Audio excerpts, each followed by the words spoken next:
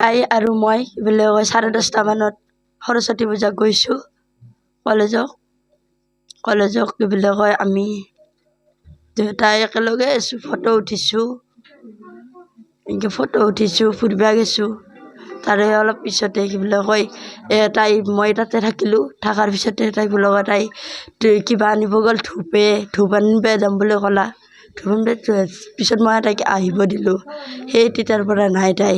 ল'ৰাটো প্ৰথমতে মই তাইক কল কৰোঁতে তাই কৈছে কি বুলি কয় মোক এই উঠাই লৈ আহিছে এনেকুৱা কৈছে ইয়াৰ লগত যা বুলি কৈছে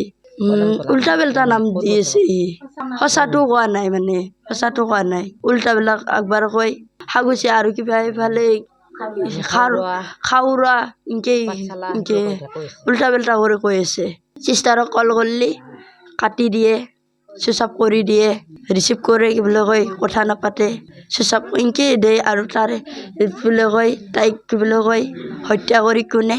মোক কি বুলি কয় 3টা মানত কল কৰিছে মোৰ চিষ্টাৰৰ মোবাইল দি কল কৰি কৈছে কি বুলি কয় কি কিবা খাইছে এনেকৈ কৈছে আৰু কি বুলি কয় মই কিবা খাইছোঁ এনেকৈ কৈছে তাই সিয়ে কৈ দিছে কি বুলি কয় তাই এইলা নাইয়ে তাইৰ লগত একোৱে নাই সোধা মোবাইলটোৱে আছে আৰু বেগটো মোৰ লগতে আছে কি খাইছিল কোৱা নাই বিষ খা বুলিয়ে কৈছে বিষ খাইছে এনেকৈ কৈছে তাকে লেকিন গৈছোঁ আমি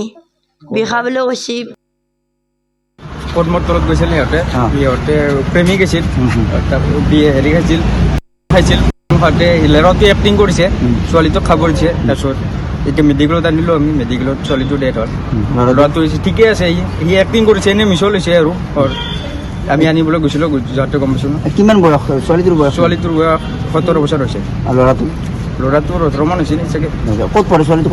ছোৱালীটো গৰমা কেম্ব্ৰিজ আৰু ল'ৰাটো চাইনা হেৰিত পঢ়ে বৰমাতে পঢ়ে মানে দূৰ প্ৰেম আছিল আগতো দিছিল মানে পলাই দিছিল টিভি দিছিল আগতো খাব দিছিল এই আজি আৰু ভালকৈ দিলা মোৰ চিন্তা বেলেগ একো নহয় তেওঁক হয়তো জোৰ জবৰদস্তি কৰি বিষ খুৱাব লাগিব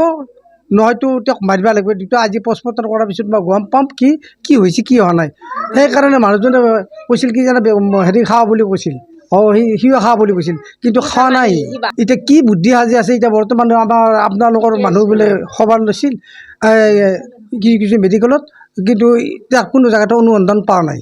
কিন্তু আজি এনেকুৱা হৈ আছে ইমান বুদ্ধি কৰি পেলাই ছোৱালীটো কি কাৰণত মাৰে তাৰ কাৰণে আমাক মুখ্যমন্ত্ৰী মহোদয়ক তেখেতক মই উচিত বিচাৰ কৰাৰ কাৰণে কামনা কৰিলোঁ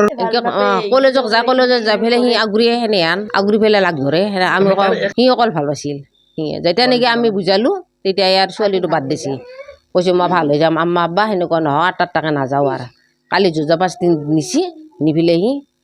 মাৰি পেলালা সেইকাৰণে মোক ন্যায় লাগে যিদিকে মই সৰুৰ পৰা ডাঙৰ দীঘল কৰি পেলাই জন্ম দি ডাঙৰ দীঘল কৰি মই আজি ছোৱালী মোৰ মাৰি পেলালা আন ছোৱালী বেলেগক মাৰি পেলাব মোক ন্যায় লাগে হিমন্ত বিশ্ব শৰ্মা অনুৰোধ জনাওঁ